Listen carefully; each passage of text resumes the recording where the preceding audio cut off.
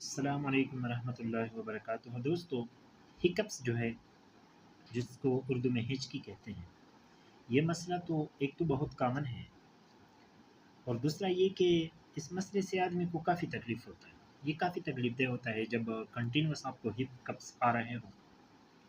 तो इसके लिए कुछ इक़दामात हैं जो आप घर पर कर सकते हैं। इसमें सबसे पहला है कि आप कोल्ड वाटर को जितना ज़्यादा इस्तेमाल कर सकते हैं, आप उसको पिया करें। दूसरा, आप ब्रेथ को होल्ड करें, मतलब मुंह को बंद रखें, नोज़ को बंद रखें थोड़ी देर के लिए, मतलब सांस को ब्रेथ ब्रेथ होल्डिंग, ठीक है, जिसको ब्रेथ होल्डिंग कहते हैं।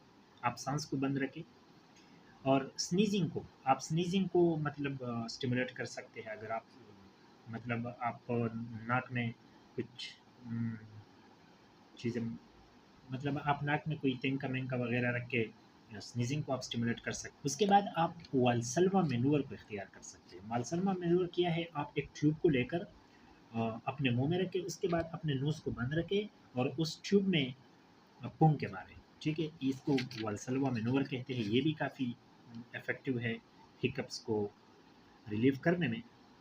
और उसके बाद आप एक स्पून जो फुल ऑफ शुगर हो उसको आप इस्तेमाल करें। और अगर आप हम टेबलेट्स की बात करें तो टेबलेट्स में जो है मेटोमाइड एंड मेटोक्लोन 10 मिलीग्राम TDS यानी 3 टाइम्स अ डे आप इसको इस्तेमाल कर सकते हैं। और इसके बाद टेबलेट स्टेमेटेल और स्टेबिल और प्रोक्लोर 5 मिलीग्राम TDS, इसको भी आप यूज़ कर सकते हैं। Thank you so much.